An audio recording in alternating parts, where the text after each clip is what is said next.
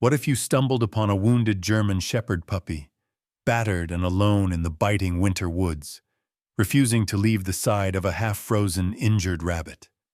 What if, in that moment, you were forced to reconsider everything you thought you knew about loyalty, suffering, and the silent bonds that tie creatures, animal and human, together? Rebecca Walker gripped the collar of her faded coat tighter against the morning chill. The sky was still the color of slate, and thin mist threaded through the bare trees behind her house in Cedar Falls, Maine. It had been 3 months since the accident, 3 months since she'd slept through the night. And now, as the rest of the world held its breath before dawn, she wandered. Sometimes she told herself she was just looking for peace. Most days, she admitted, she was simply trying to outrun the ache that pressed in from all sides, the ache that came with being a widow, a mother, and a nurse who spent her nights tending to other people's pain. Her boots crunched over frozen leaves and brittle twigs. The woods behind her house were an in-between place, too wild for children, too close for real escape. But this morning, Rebecca felt drawn deeper than usual, her breath puffing out in cloudy bursts, her mind circling old memories she wished would finally let her be. She nearly missed them, a tangled shape under a crooked pine, right where the snow had drifted against the trunk. Rebecca paused, senses sharpening. At first, she saw only a scrap of tawny fur and a flash of white. Then, as she stepped closer, the shapes resolved. A small German shepherd puppy, ribs visible beneath its muddied coat, hunched protectively around a crumpled white rabbit.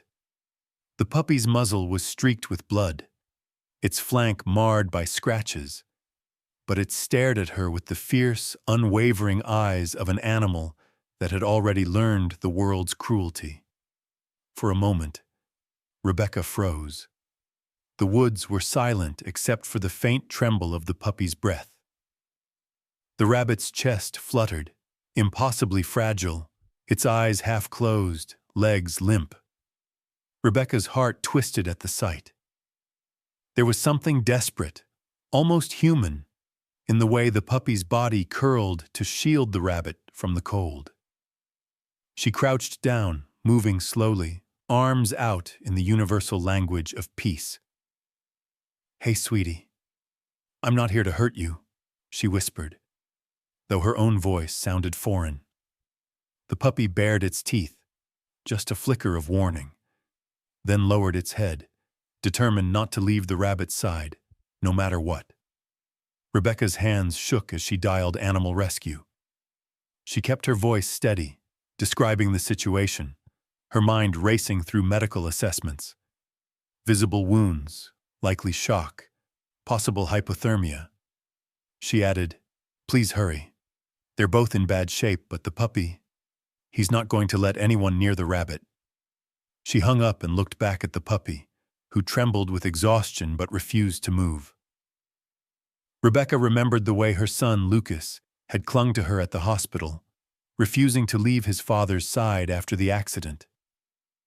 She remembered the terror, the helplessness, the bone-deep need to protect the ones you love, even when all you can do is stay. Minutes stretched, the cold tightening around them all. Rebecca unzipped her coat, inching closer, letting her warmth spill into the little shelter she made with her body. The puppy's eyes followed her every move, but it didn't snap again. Its tail twitched weakly. The rabbit shuddered once, its whiskers flicking in the frosty air. A branch cracked somewhere behind her.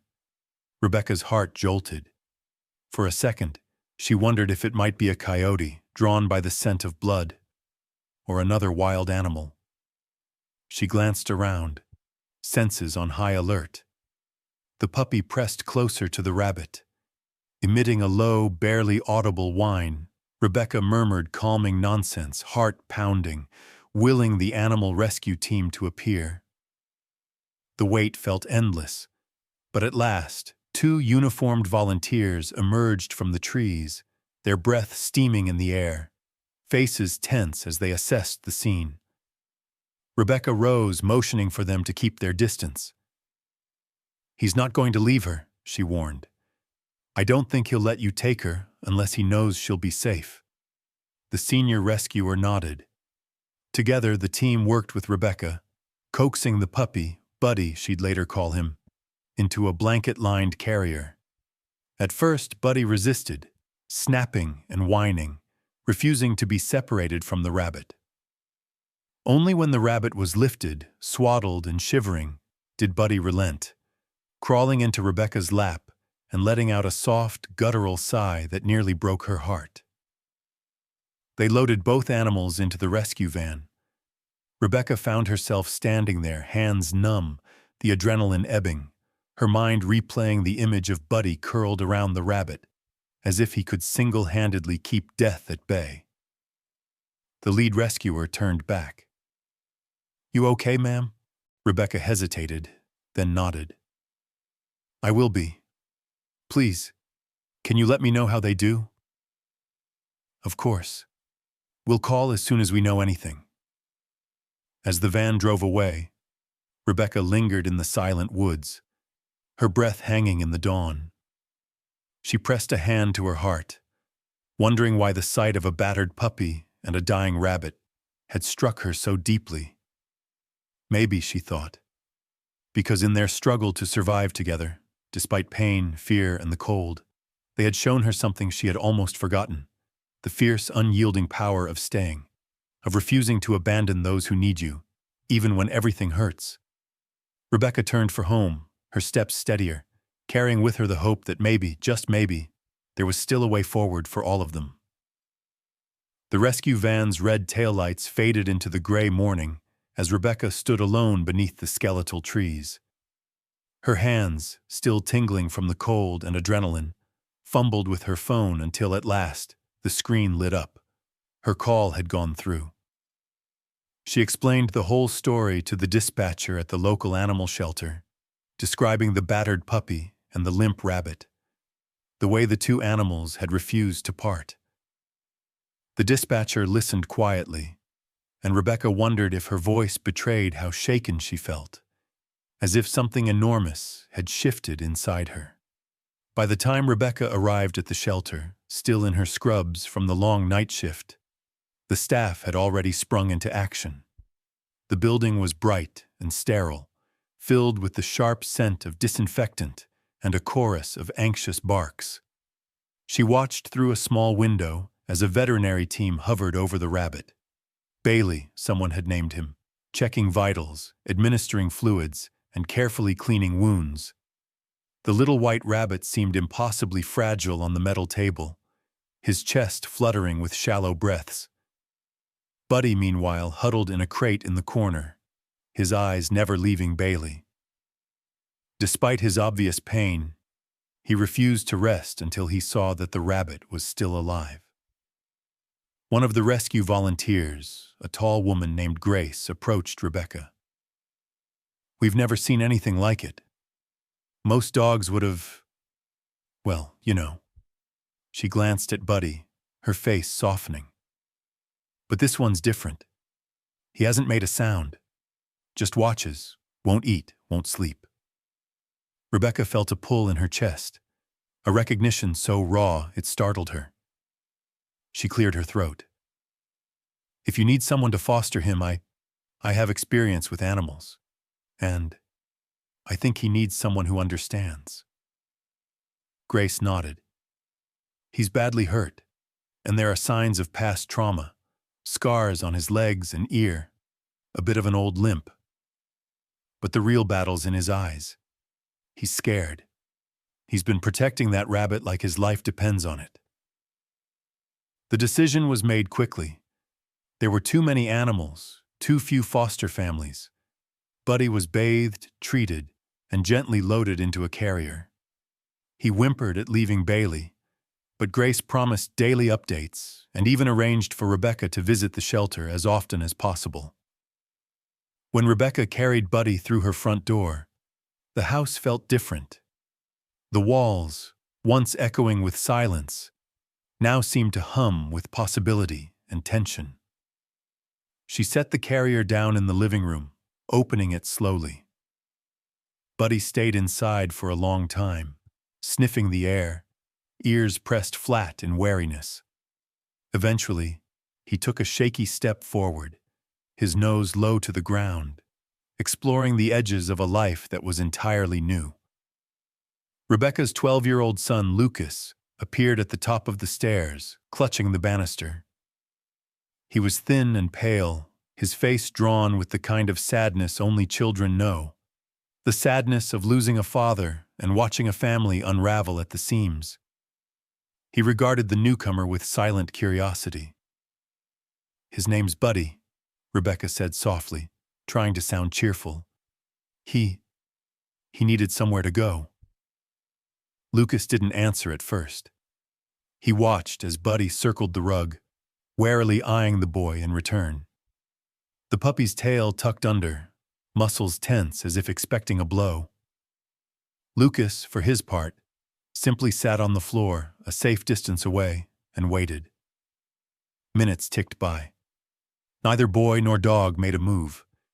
It was as if they saw, in each other, the mirror of their own pain. Loss etched into their very bones. Rebecca hovered near the doorway, torn between giving them space and longing to bridge the gap. She watched as Lucas finally broke the stalemate by sliding one of his father's old baseball caps across the floor.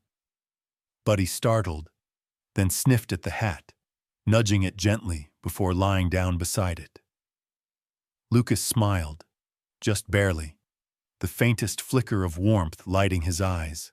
The next few days passed in a delicate balance. Rebecca tended to Buddy's wounds, gently bathing and medicating the puppy while murmuring reassurances. Each time she finished, Buddy crawled beneath the kitchen table watching the front door. Lucas kept his distance, but sometimes, late at night when he thought no one was watching, Rebecca caught him crouched by Buddy's crate, reading from his dog-eared copy of The Wind in the Willows, his voice barely above a whisper. Buddy didn't seem to understand the words, but he listened, soothed by the familiar tone of a boy lost in stories. One afternoon, as sunlight streamed through the window, the phone rang. Rebecca answered on the first ring. It was Grace, her voice cautious but hopeful. "Bailey's alive," she said, "but it's touch and go. We'll keep you posted. And Buddy's been howling since you left. Do you want to bring him for a visit?" Rebecca hesitated. The last time she'd visited a hospital, it was to say goodbye. She glanced at Buddy, now curled in a tight ball, whimpering in his sleep. "Yes, we'll come tomorrow."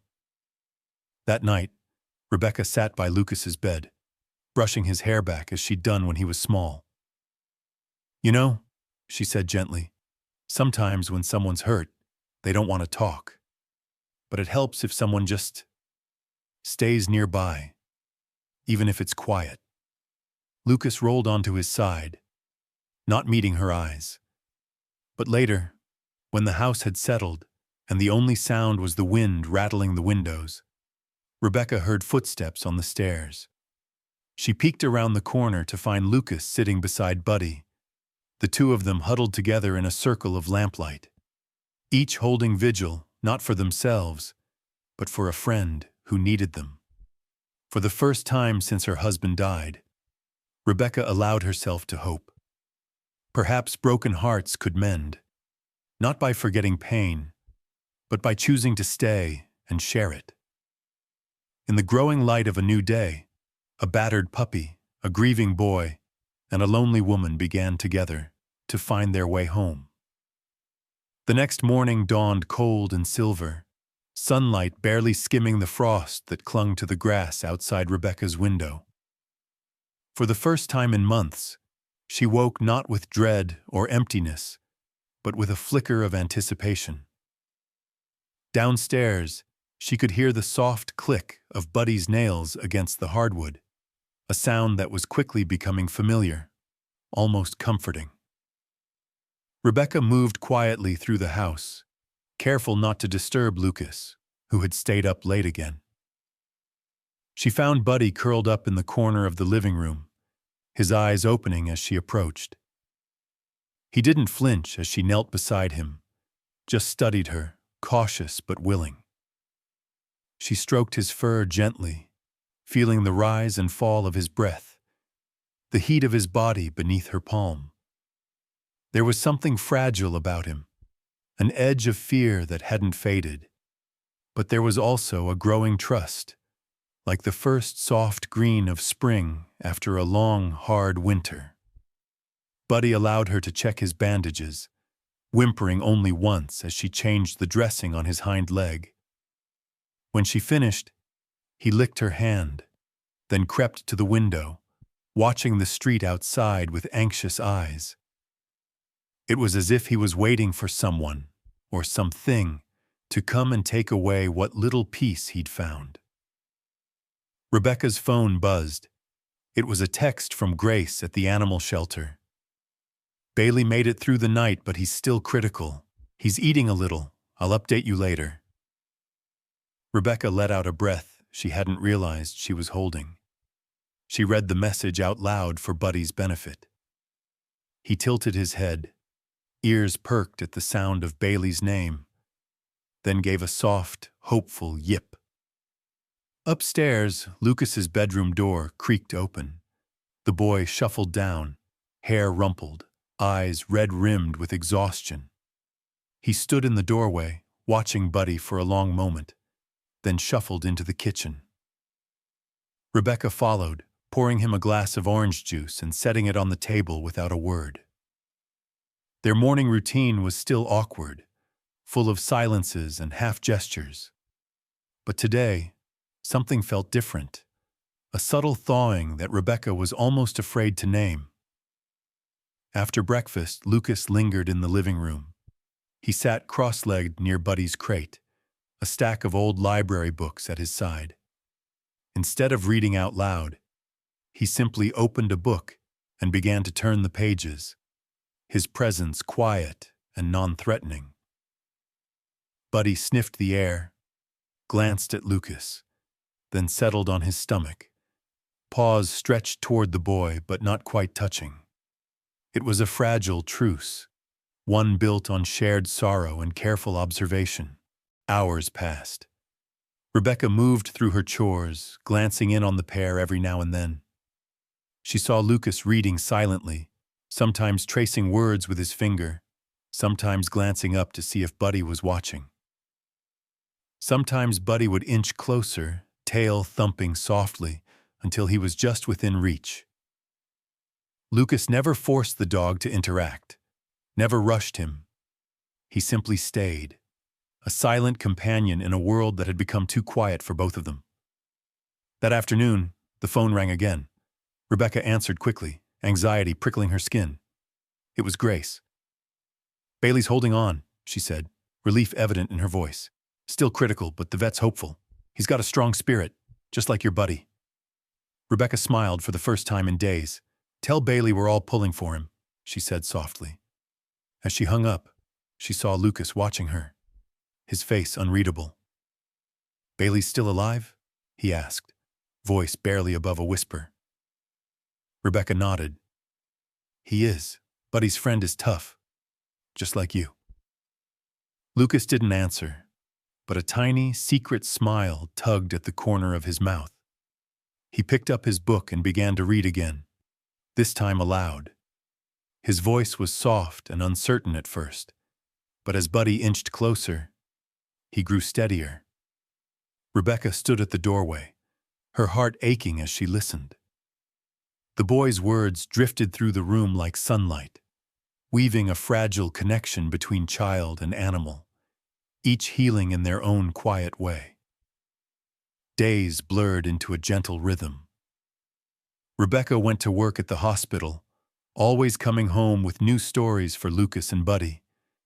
Funny stories, hopeful ones, anything to lighten the heaviness that still haunted their home. Each day, Lucas spent more time with Buddy, reading, playing, sometimes just sitting in silence.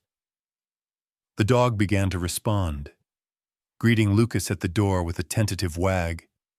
even bringing him a squeaky toy Rebecca had bought from the thrift store. Still, there were setbacks. Buddy sometimes woke from nightmares, yelping and scrambling under the couch.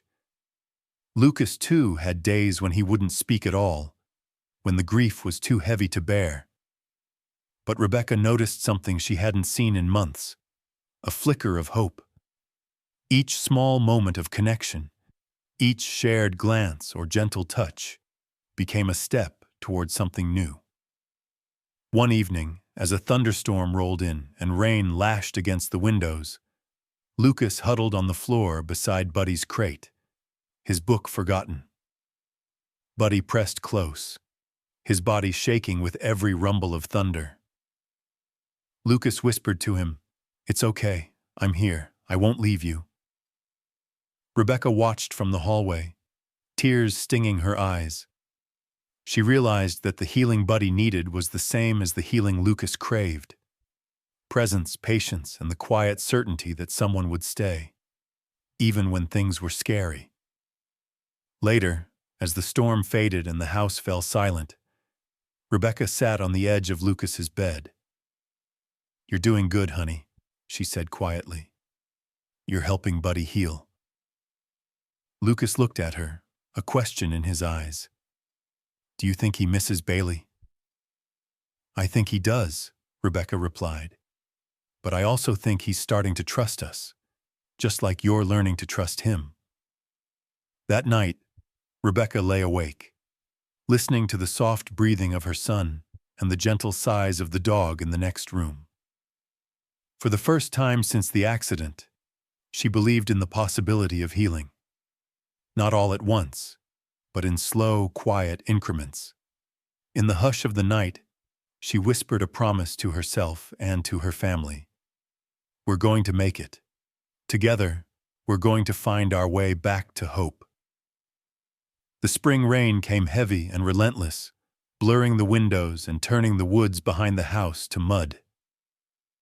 It seemed to Rebecca that the world had become a reflection of her own emotions, clouded, uncertain, yet stubbornly hopeful. Life had started to settle into a fragile new normal: work, school, Buddy's slow recovery, and nightly updates from the animal shelter about Bailey. But the quiet healing in their home was suddenly threatened. It began subtly.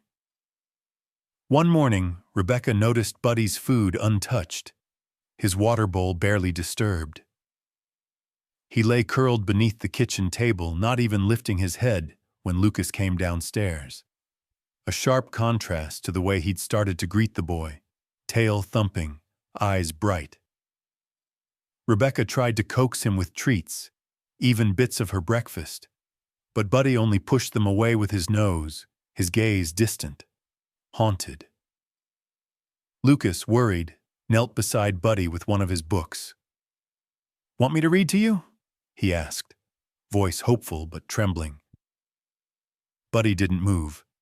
He barely twitched his ears as Lucas began, his words growing softer and slower until he finally trailed off.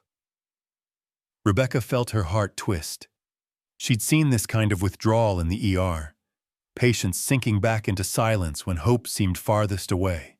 That afternoon, her phone rang. It was Grace from the shelter, her voice serious. "Rebecca, I wish I had better news. Bailey's taken a turn. The vet's doing everything she can, but his breathing is shallow, and he's not responding like before. I thought you should know." Rebecca sat on the edge of her bed, staring at the peeling wallpaper as Grace spoke. When the call ended, she slipped her phone into her pocket and found herself at Buddy's side, kneeling to meet his eyes. "He's still fighting, Buddy," she whispered. "Don't give up on him, okay?" The following days were some of the hardest since Buddy had come into their lives. Lucas, sensing the tension, grew quieter, pulling into himself. At night, Rebecca heard him crying softly, his sobs muffled by the pillow. One night, unable to sleep, she sat at his bedside, stroking his hair. Lucas didn't speak at first. He stared at the dark ceiling, tears wetting his cheeks, until finally he choked out, I miss Dad so much. I thought it'd get easier. But it doesn't. It just hurts." Rebecca's heart shattered all over again. She held Lucas close, whispering that it was okay to hurt, that missing someone was proof of love. She wished she could promise that time would heal all wounds, but she knew too well the truth. Some scars never faded. They just became part of you. The next morning, after another night of broken sleep, Rebecca called Grace. "Can we visit?" she asked, her voice barely steady. "Buddy's not himself. I think he needs to see Bailey." Grace hesitated, then agreed. "Come by at noon. The vet will make an exception." The drive to the shelter felt endless. Rain drumming on the car roof showed Lucas sat in the back seat, holding Buddy's leash tightly, his knuckles white. Buddy didn't bark or whine. He simply stared out the window, a silent sentinel lost in thought. Inside, the shelter was quieter than usual. The staff led them through the back to the recovery area, where Bailey lay curled in a small enclosure, an oxygen tube taped to his nose. His fur was dull, his breathing labored. Buddy pressed forward, straining at his leash, whining as he caught Bailey's scent. Grace unlocked the gate and allowed Buddy to step forward, but only as far as the chain-link fence. Buddy stretched his nose through the opening. Bailey, weak but alert, lifted his head. For a moment, the two animals just stared at each other. Then Buddy licked Bailey's fur through the fence, whining low and soft. Bailey responded with the faintest twitch of his nose, his eyes fluttering open. The staff, normally quick to shoo visitors along, watched in awe. It was as if something invisible passed between the dog and the rabbit, a current of memory, of comfort, of stubborn, shared hope. Rebecca knelt beside Lucas, her arm around his shoulders. For the first time in weeks, Lucas didn't pull away. Suddenly, Bailey took a shaky step toward Buddy, pressing his nose through the fence. Buddy's tail wagged, a slow, hesitant beat, but unmistakable. Grace gasped. That's the first time Bailey's moved on his own in days. They allowed the moment to linger. Rebecca watched, heart pounding, as color seemed to return to both animals. Bailey's eyes brighter, Buddy's posture stronger. Even Lucas leaned in, hope flickering across his face. Back at home, Buddy ate for the first time in days, finishing his meal before curling up in Lucas's lap. Lucas stroked his fur, voice soft and reassuring. "See, he just needed his friend. Sometimes, I think I do too." Rebecca sat nearby, marveling at the small miracles, how presence, even through pain, could bring the first stirrings of healing. She remembered what she'd once told her son, that sometimes just staying near is enough. As night fell, the rain let up. Stars peeking through torn clouds, Rebecca tucked Lucas in, watching as Buddy curled beside him, both finally at rest. In the quiet, she dared to hope, not for easy answers, but for more small miracles to come. The days following the shelter visit brought a gentle shift in the Walker household, like sunlight warming a room long left in shadow. Buddy, now more present and alert, followed Lucas through the halls and across the yard, rarely letting the boy out of sight. The change in the puppy's demeanor was subtle but steady. He seemed lighter, as if the weight he'd carried since Bailey fell ill had eased, even just a little. For Lucas, the visit to see Bailey had been a revelation. He saw the depth of Buddy's devotion, and, for the first time, allowed himself to imagine that healing might come not by forgetting loss, but by letting someone or something close enough to share it. One evening, after dinner, Rebecca found Lucas in the living room with Buddy. Instead of his usual seat across the room, Lucas was sprawled on the floor, propped up on his elbows, telling Buddy stories about his dad. The room was lit only by the soft, golden lamp, and Buddy lay beside Lucas, his head resting on the boy's chest. "Sometimes Dad would take me out to the park when I couldn't sleep," Lucas murmured, his fingers tangled in Buddy's fur. He'd say, "We don't have to talk about it, kiddo, but I'll stay right here with you." "I wish he was here now."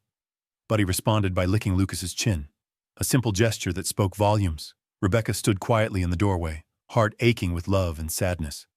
She watched as Lucas continued, voice steady. "I guess you know what that feels like, huh? You lost your friend too." It was the most Lucas had spoken about his father in months, and Rebecca felt a sliver of hope wedge itself into her chest. That weekend, the shelter called again with good news. Bailey had turned a corner. The vet was optimistic, and Bailey was finally well enough for a supervised visit. Rebecca packed the car with snacks, blankets, and Buddy's favorite squeaky toy. Lucas insisted on bringing one of his dad's baseball caps for luck, and Buddy, tail wagging with a cautious joy, jumped into the back seat without hesitation.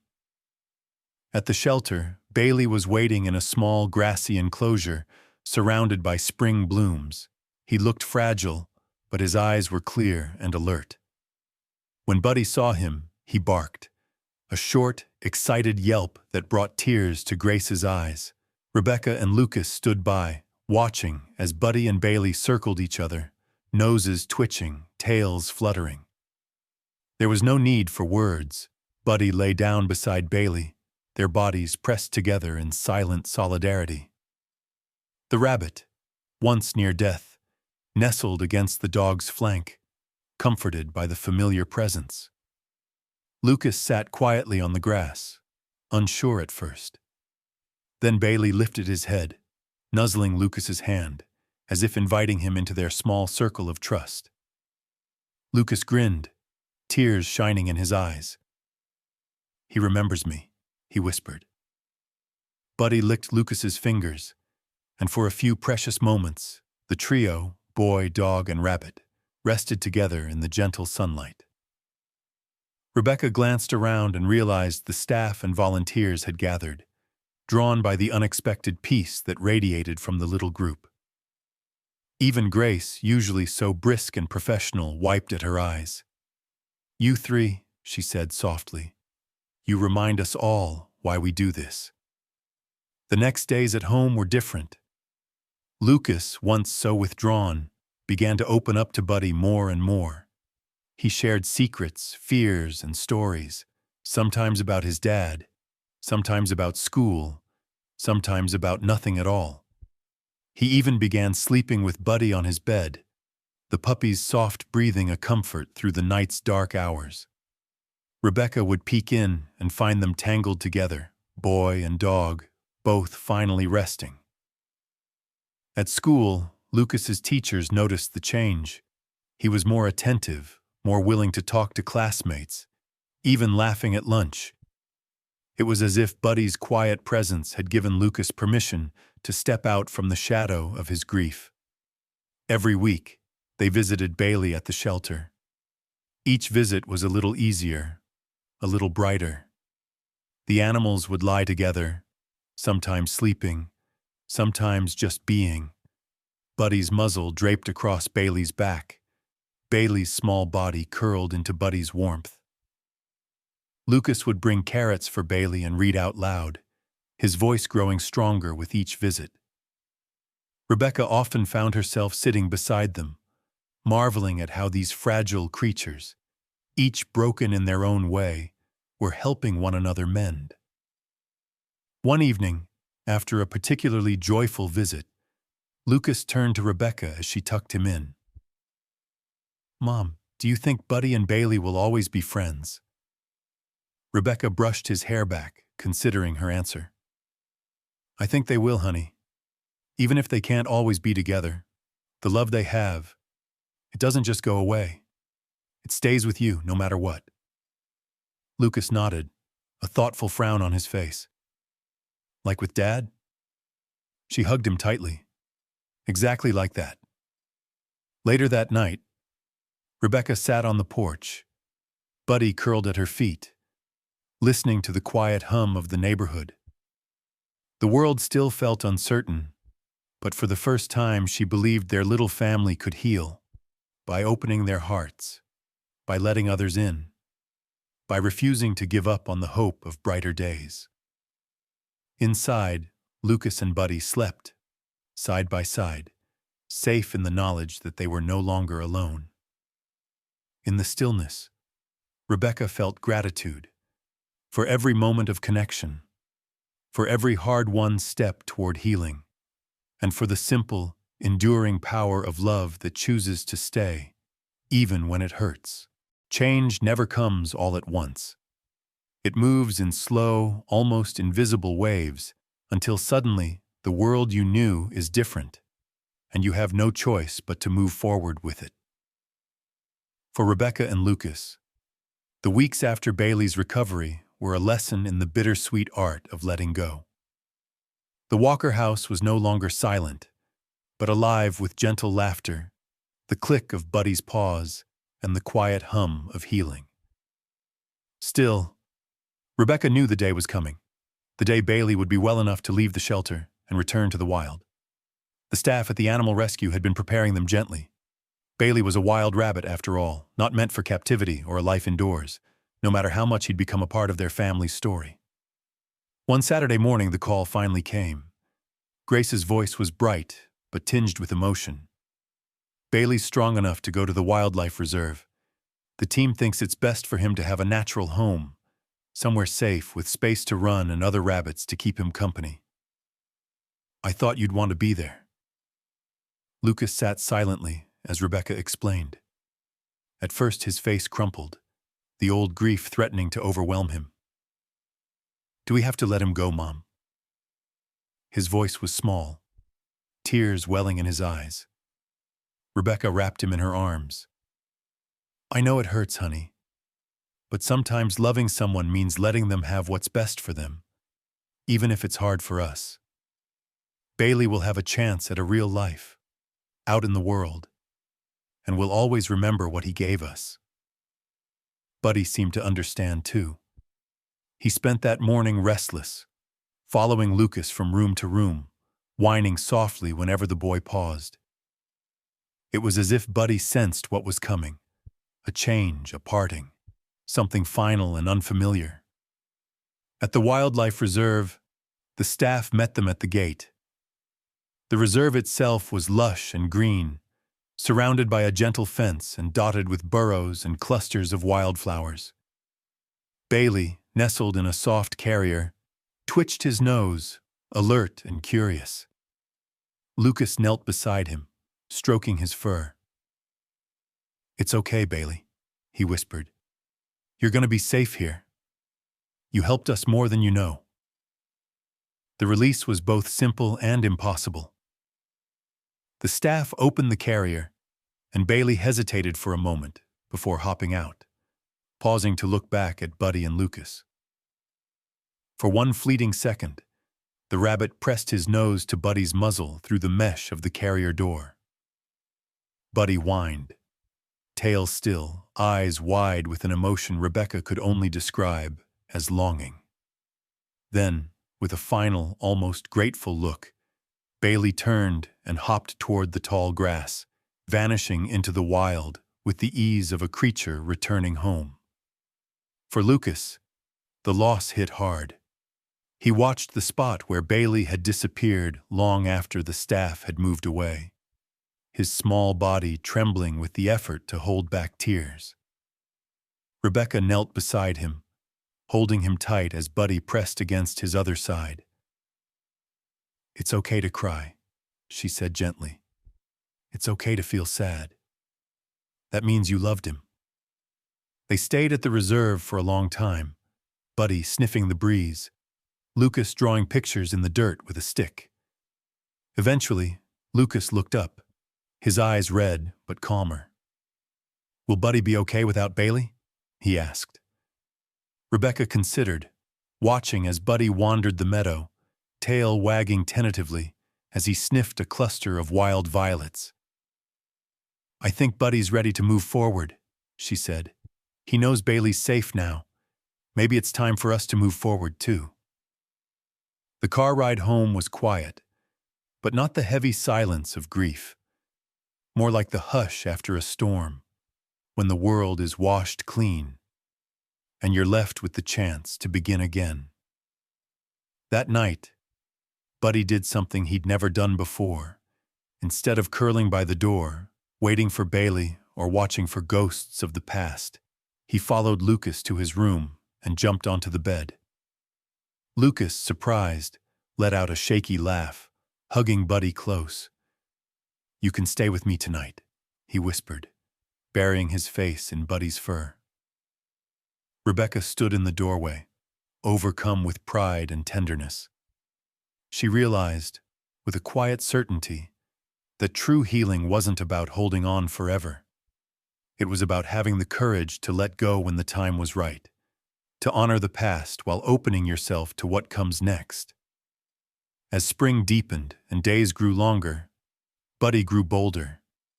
He began to greet neighbors at the fence, his bark strong and clear. He chased sticks across the yard, sometimes returning them, sometimes not, always looking to Lucas for approval. The boys' laughter became a familiar sound again, echoing through the house in a way that made Rebecca's heart soar. Rebecca found herself changing too. She started inviting friends over for coffee, sharing stories about Buddy and Bailey, letting light into the places that had long been shuttered by sorrow. She hung a small, hand-painted plaque in the garden that read, "Home of Buddy, the one who stayed." Sometimes she caught herself smiling at the memory of Bailey's last glance, the soft press of his nose against Buddy's, and knew she'd carry that moment forever. In the end, saying goodbye wasn't an ending, but a new beginning. Buddy, once a scared puppy haunted by loss, had found his place, not by clinging to the past, but by choosing presence, love, and the willingness to stay. Lucas, guided by the devotion of his unlikely friend, was learning to trust, to hope, and to let go, one brave step at a time. And Rebecca, surrounded by the echoes of laughter and paw prints in the hall, understood at last that the truest kind of love is the one that lets you say goodbye and believe in the possibility of joy after loss. With Bailey safely settled in the Wildlife Reserve, life in the Walker home shifted again, this time in brighter, braver ways. The slow, patient process of letting go had unlocked something in all of them, a readiness for new routines, new laughter, and the cautious hope that maybe, just maybe, the future could be gentler than the past. Buddy was the first to truly transform. Freed from the weight of constant worry for Bailey, he seemed to grow in confidence with every passing day. He no longer lingered by the front door, ears pricked as if waiting for a ghost. Instead, Buddy explored the house with eager curiosity, sniffing at every corner, chasing sunbeams across the carpet, and even nudging his nose into Lucas's backpack, as if searching for hidden treats.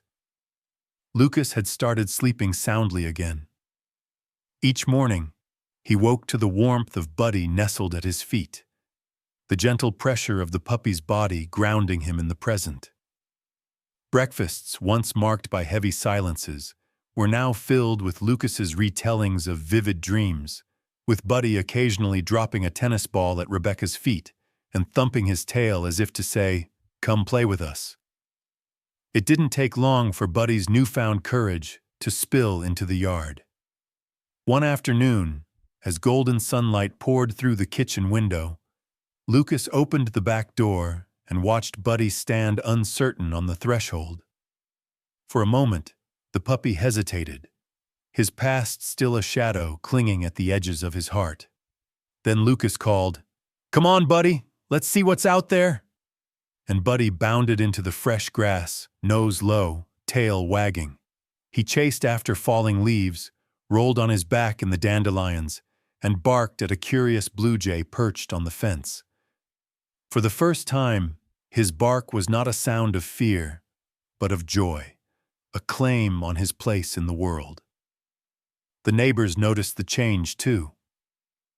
Mrs. Whitaker from next door paused her gardening to watch Buddy dart along the fence line. She smiled, waving at Rebecca, who was pruning roses by the porch. "That's some dog you've got there," she called. "He's got spirit." Even Mr. Evans, who rarely left his porch, tossed Buddy a biscuit, chuckling as the puppy caught it midair and pranced proudly back to Lucas. Rebecca found herself swept up in the new energy. She started inviting old friends for coffee again, letting laughter and conversation fill the spaces once dominated by sorrow. Sometimes she would glance out the window and see Lucas playing fetch with Buddy, the boy's laughter ringing clear and true. Each time she felt gratitude and awe at how much had changed in so little time. One Saturday, Lucas came home waving a flyer from school. "Baseball tryouts next week," he announced, eyes bright but a little nervous. "I don't know, Mom. I haven't played since—" His voice faded, but Buddy nudged his hand, tail wagging as if in encouragement. Rebecca smiled, brushing Lucas's hair back. "You don't have to do it alone. Buddy and I will be right there, cheering you on." Tryout day arrived under a sky so blue it seemed impossible not to hope.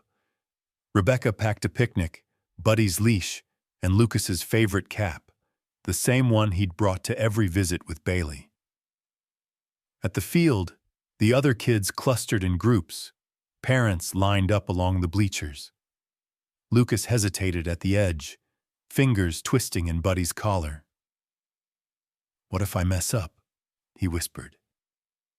Rebecca knelt beside him. "Remember what you told Buddy, that it's okay to try, even if you're scared, that you just have to show up and give it your best." Buddy barked in agreement, pressing his nose into Lucas's hand. Lucas managed a shaky grin. "Okay, here goes." The first swing was wild, the ball flying past him, but the second and the third were better. Lucas ran the bases, dust flying from his sneakers, the cheers of his mother, and the yelps of Buddy spurring him on. By the end of practice, Lucas's face was flushed with excitement, his eyes shining. "Did you see me, Mom?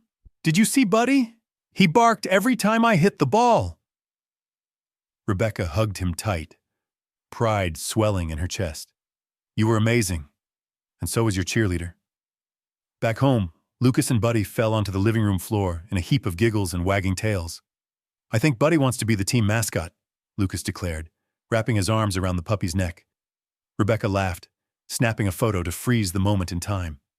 Inspired by their resilience, Rebecca decided to commemorate how far they had all come. She crafted a wooden plaque and painted it herself.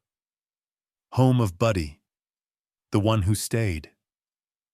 She hung it by the front steps, where the afternoon sun would catch it and remind them, and everyone who visited, of what it meant to choose hope, to love fiercely, and to stay. As the weeks rolled into summer, Lucas's world opened up.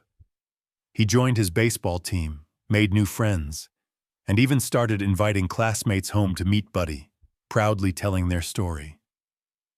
Buddy, ever loyal, greeted each guest at the door, his bark friendly, his eyes bright. Together, boy and dog became a fixture in the neighborhood, a living testament to the healing power of presence, of second chances, and of never giving up. One evening, as fireflies danced across the lawn and laughter spilled from the porch, Rebecca sat watching her son and his dog, her heart at peace. She realized that in staying, through the hardest days and the brightest ones, they had each helped the other grow into something braver and more beautiful than before. And in that small, ordinary miracle, she found a kind of happiness she had thought she'd lost forever. As Buddy and Lucas blossomed into their new life, the story of the unlikely friendship between a wounded puppy and a wild rabbit began to ripple through their small Maine town. At first, it was just neighborhood chatter.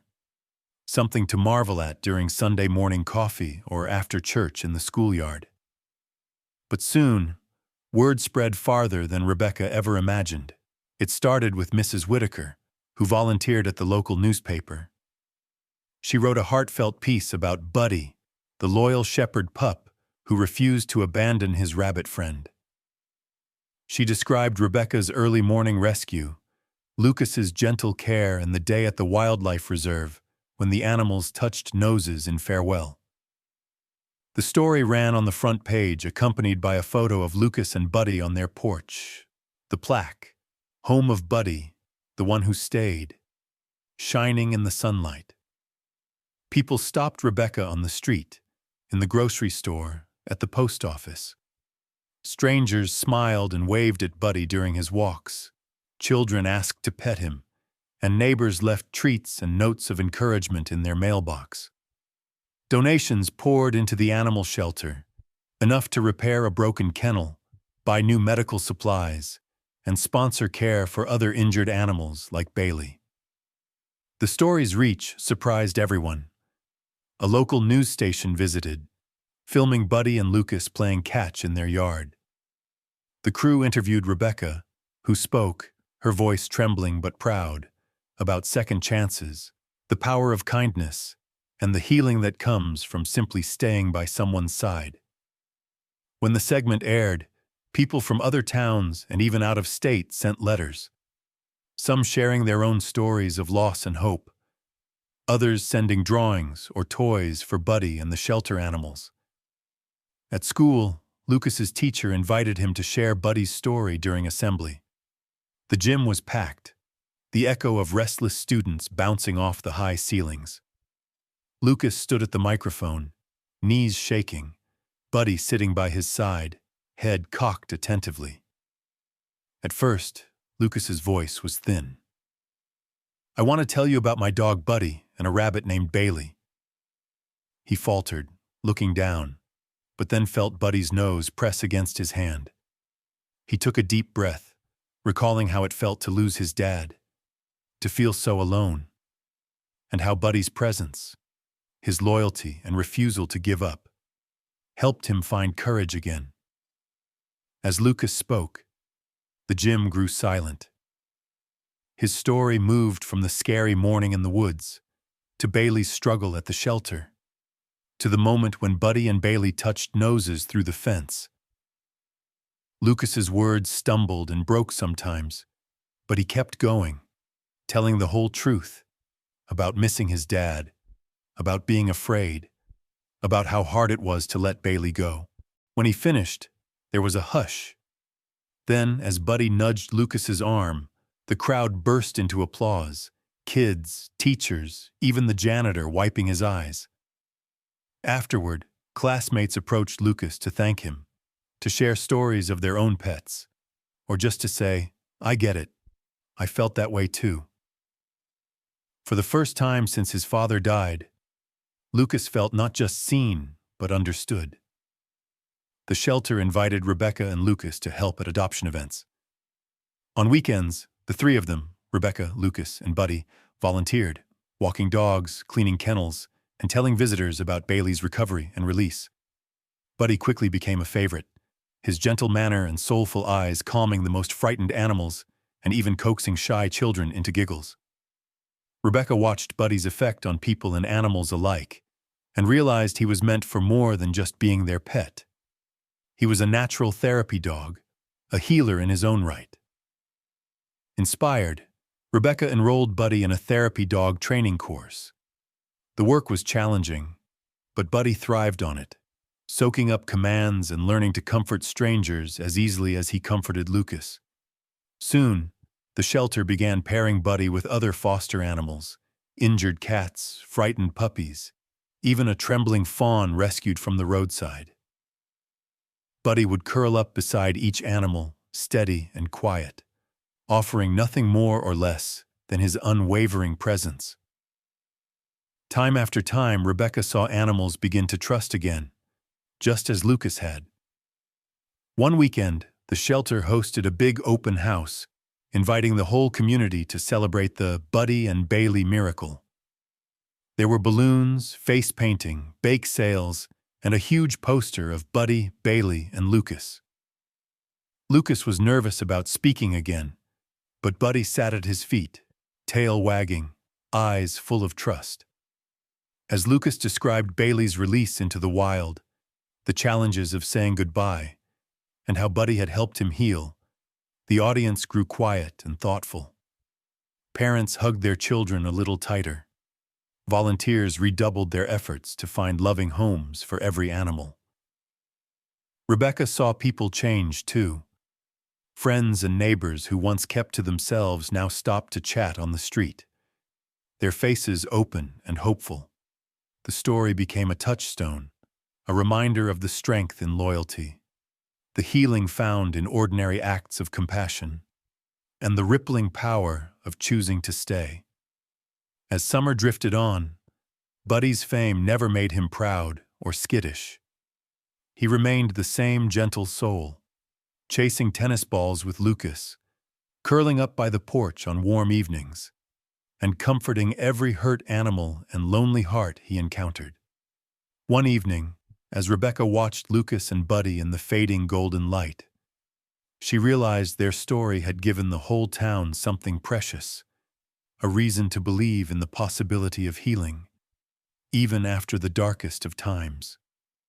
And as she hugged Buddy, feeling the beat of his loyal heart, she whispered her thanks for the way he'd changed not just their family, but an entire community, one small, steady act of love at a time. Rain tapped gently at the windows of the community center, a soft percussion that seemed to slow the world down for just an evening. Inside, the air was warm and humming with quiet conversation. Rebecca sat in a circle of folding chairs, surrounded by neighbors, shelter volunteers, and new friends she might never have met if not for Buddy, Bailey, and the strange, miraculous journey they'd shared. Beside her, Lucas and Buddy sat cross-legged on the floor, the dog's head resting in the boy's lap, eyes half closed, content just to be near. It was a support group evening, one Rebecca had started attending after the newspaper story brought people together who carried hidden hurts, grief, loneliness, loss, or memories that never quite faded. Tonight, Rebecca had been invited to speak. She'd hesitated at first, feeling the familiar pang of vulnerability. But when she saw Lucas's quiet nod and felt Buddy's reassuring weight at her feet, she found the strength to share. "Most of you know our story by now," Rebecca began, her voice clear but gentle. "But living through it taught me things I never expected. I used to think healing was about fixing what was broken, moving past the pain as quickly as you could. But Buddy and Bailey taught me something different. They taught me that sometimes the bravest thing you can do is stay, with yourself, with someone you love, or even with a stranger, no matter how hard it gets." She paused, looking around at the faces in the circle.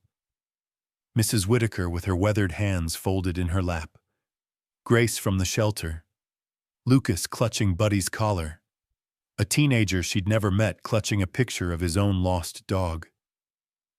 "After my husband died, I felt like I was drowning," she admitted. "Every room in my house was filled with memories I couldn't touch, and the silence was so loud it hurt. I tried to keep busy, to be strong for Lucas, but inside I was just gone." She glanced at Lucas, who offered her a shy smile.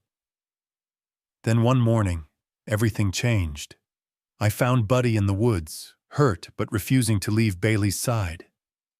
I watched this little dog, battered and scared, choose to stay with his friend, even when it would have been easier to run, even when he was suffering himself.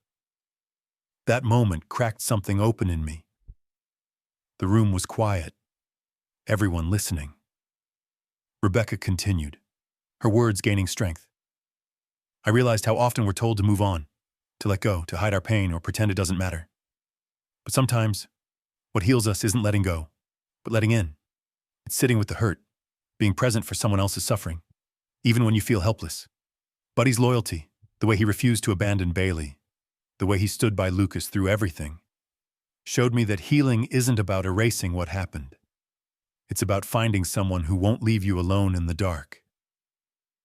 She described how, over time, each character in their story, Buddy, Bailey, Lucas, herself, became part of each other's healing.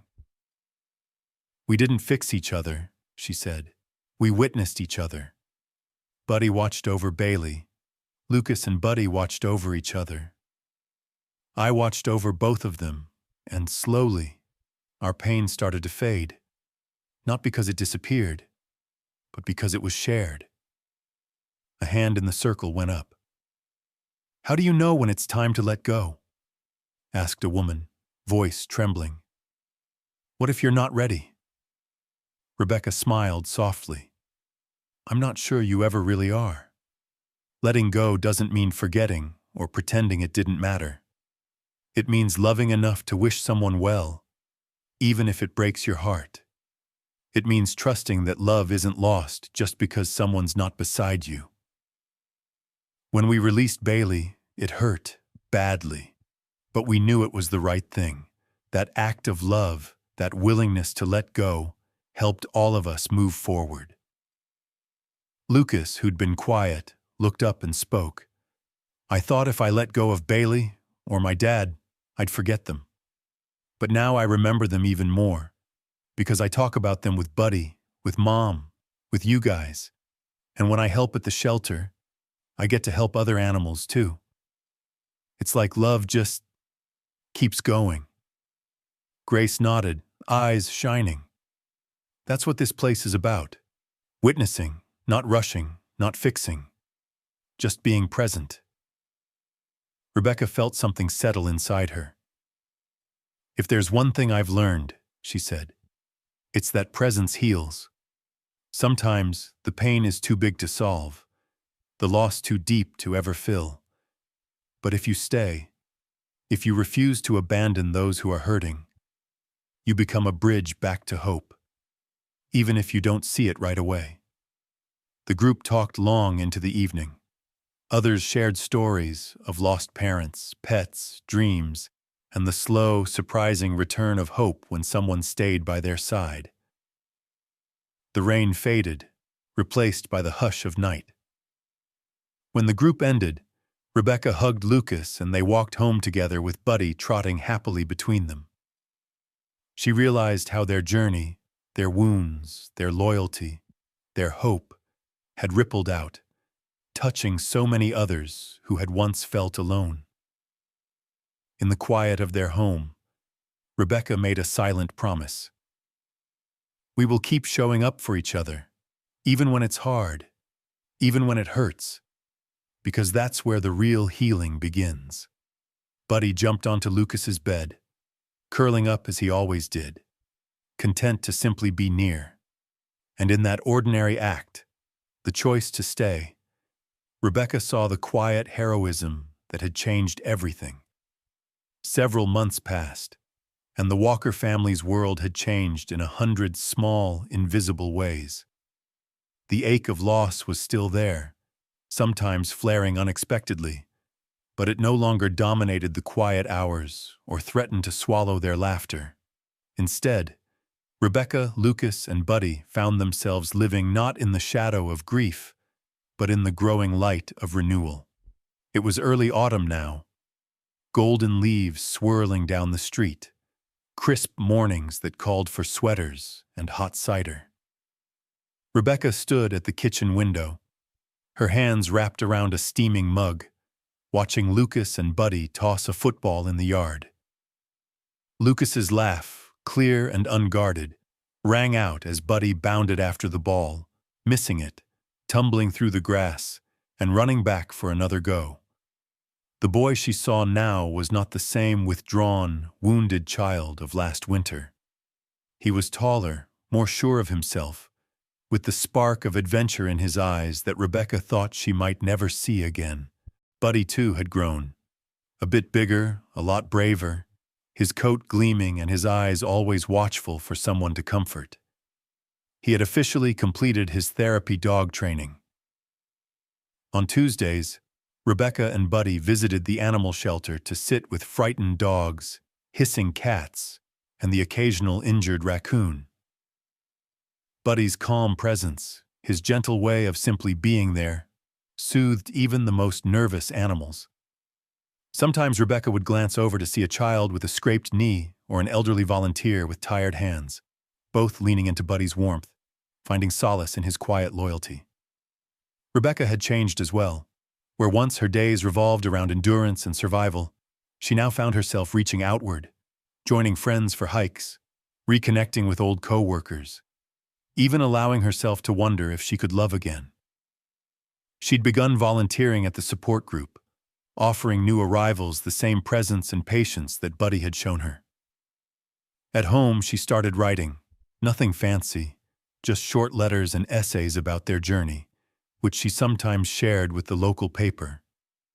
Each word felt like a stone lifted, a weight set down. One Sunday evening, as the sun dipped low, Lucas sat on the porch steps with Buddy curled at his feet. Rebecca joined them, carrying a tin of cookies and the old, weathered plaque, "Home of Buddy, the one who stayed." She set it where the light would catch it, gold letters gleaming. Lucas turned, curiosity in his eyes. "Mom, do you think people really change?" he asked. "Like for good?" Rebecca sat beside him, the porch creaking gently beneath their weight.